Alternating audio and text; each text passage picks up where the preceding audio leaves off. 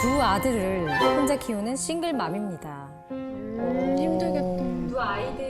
두 아이들이 크면서 첫째는 전 남편의 외모를, 둘째는 전 남편의 성격을 닮아가더라고요.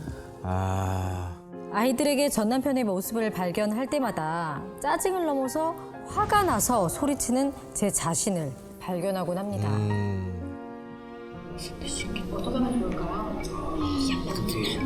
그게 싫어서 그게 애들한테 보이기 싫지.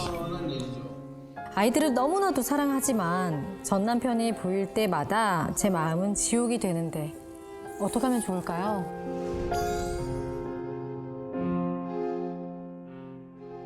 사실 아이들이 아빠를 닮는 건 사실 당연한 일이죠. 네, 근데 이제 전 남편의 이 안 좋았던 모습이 좀 보이면은 마음이 사실 너무 지옥일 것 같고 바로 만나 뵙고 자세한 얘기를 나눠야 할 것 같습니다. 어디 계십니까? 반갑습니다. 반갑습니다. 네. 두 아들이 크면서 이제 전 남편을 계속 닮아간다고 하셨는데 언제 그걸 제일 많이 느끼세요?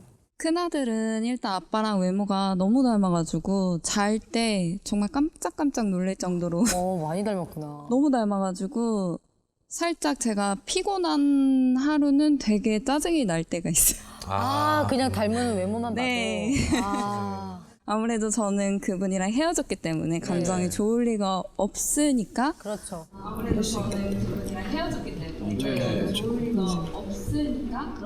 되게 잘생겼는데 제 눈에는 너무 잘생겼거든요. 근데 네. 그 모습을 볼 때 이렇게 불쑥 저도 모르게 지금 마음이 여유가 없어지니까 뭐 화를 안 내도 될 상황에. 네 그냥 잘 자 이렇게 저 혼자 귓가에 대고 이제 항상 속삭여 주는데 아이고야. 네. 그걸 보면 이제 됐다 이러면서 약간 혼자 겹쳐 이렇게 보이는구나. 네 그러고 제가 좀 결혼 생활 하던 중에 조금 가장 힘들었고 가장 싫었던 점들이 소소한 거짓말들. 네. 진실되지 못한. 네, 둘째 같은 경우에는 자꾸 양치를 했대요. 근데 제가 볼 때 입냄새도 많이 나고 너무 더럽거든요. 안 했는데. 그러고 자꾸 일기를 썼다는데 공책을 열어보면 일기가 없거든요. 이제 네 소소한 거짓말도 지 아빠 닮아서 잘하고. 시아빠를 닮아가지고. 네.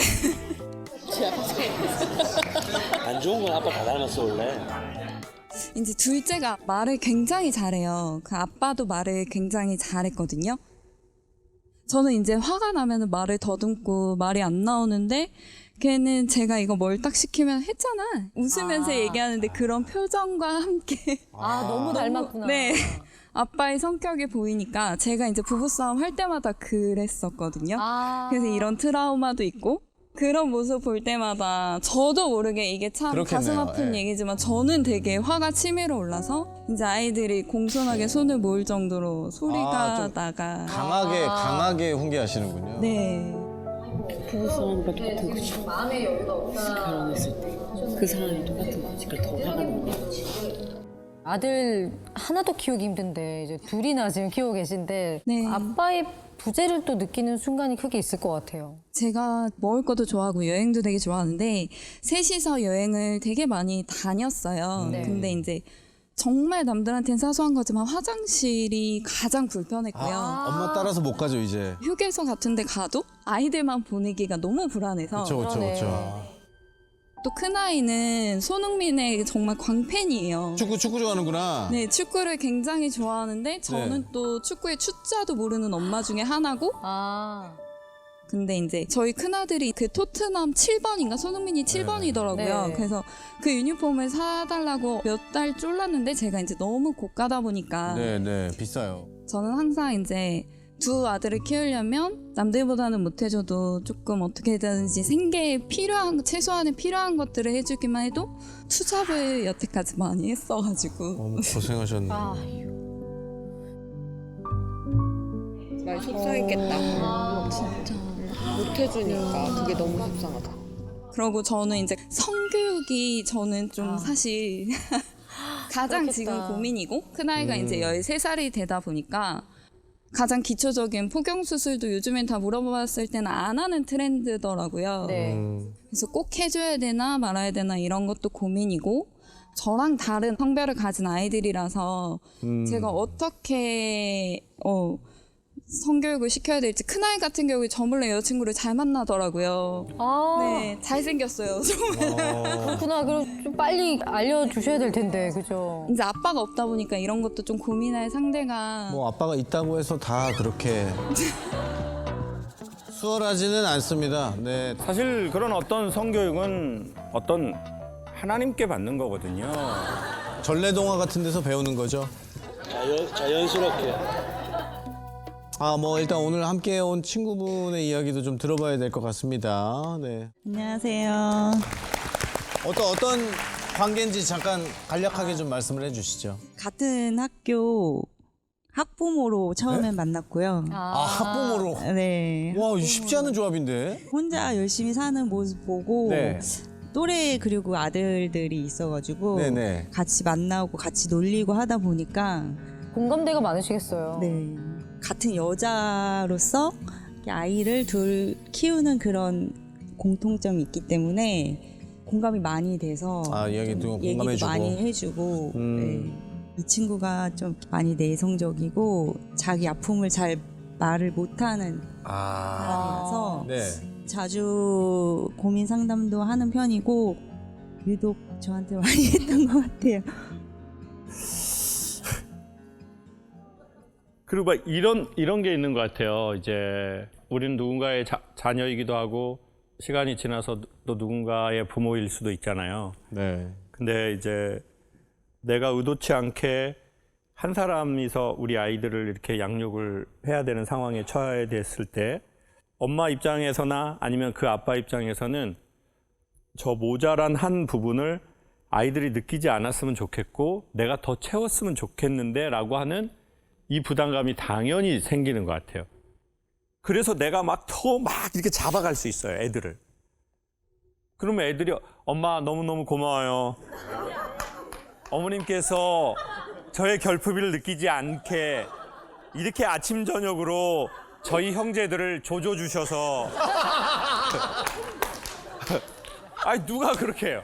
조져주셔서 감사합니다. 누가 그렇게 하냐고요? 에? 그럼 나중에 막 극단적인 상황 돼봐요. 그러면은 아 엄마 왜 이렇게까지 해?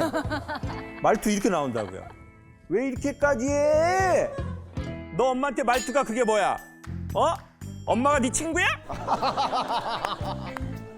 엄마가 저번 주에 친구처럼 지내고 싶다고 했잖아. 한 주마다 바뀌어.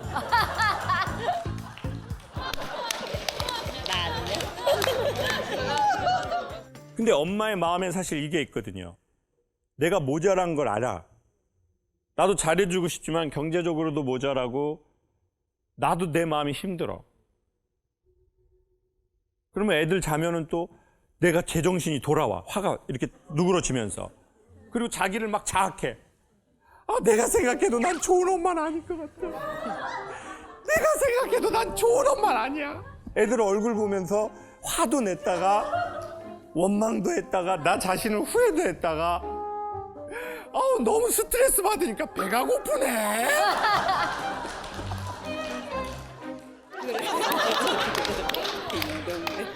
친구들 다 그래. 지금이 어떻게 보면 제일 힘들 때거든요. 초등학교, 중학교 때. 그러니까 저는 이렇게 말씀드리고 싶어요. 1번, 우리가 너무 힘든 시기를 지나고 있다. 그러니 그 시기를 맞이하여서 너무 잘하려고 하거나 아빠의 빈자리를 다 채우려고 하지 말자. 그리고 차라리 기도를 하자, 기도를. 그럼 무슨 기도를 하냐? 애들 잘 되게 비는 기도 말고요. 내 마음이 평안해지는 그런 기도. 그러면 그 엄마의 평안한 느낌을 아이들이 가장 많이 영향을 받거든요. 엄마가 슬퍼하는 것이 남자아이들의 정서에 엄청 안 좋은 영향이에요. 우리 엄마가 너무 불쌍해 보여. 안타까워 보여. 그게 최악이야. 안 돼, 그러면요. 그럼 나중에 걔네들 연애할 때도 어떻게 하는 줄 알아요? 자기가 좋아하는 여자랑 사귀려고 하는 게 아니라 내가 뭔가 도와줄 게 필요한 여성을 자꾸 찾으려고 할지도 몰라요. 그게 나쁜 건 아니에요. 근데 자기랑 잘 맞는 여성을 찾아서 그 안에서 도움을 주고받을 수 있는 건데 나랑 잘 맞는 건지 혼동하게 돼요. 여기 있는 남자들 다 공감할 거예요. 그러니 너무 완벽한 엄마가 되려고 하지 말고 아빠의 빈자리를 다 채우려고 하지도 말자. 지금 이 시기를 이겨내려고 하지도 말자. 사람들이 묻죠. 어떻게 제가 이 힘든 시기를 이겨낼까요? 그냥 이 힘듦과 같이 가서 시간이 지난 게 이겨낸 거예요. 어떻게 이 상황을 갑자기 이렇게 이겨요? 그러기 어렵고 거의 힘들어요. 그리고 그러려고 하다가 사고가 나. 그러면 어떻게 해야 되느냐? 시간과 마음을 아이들한테 더 이렇게 쓰려고 하지만 오히려 조금 더 나에게 쓰자. 그렇게 말씀드리고 싶어요.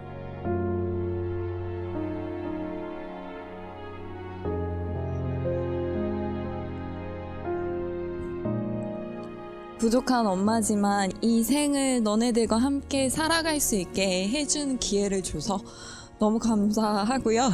언제나 든든하게 너네 편이 돼주는 엄마가 될게. 너무 고맙고 사랑해.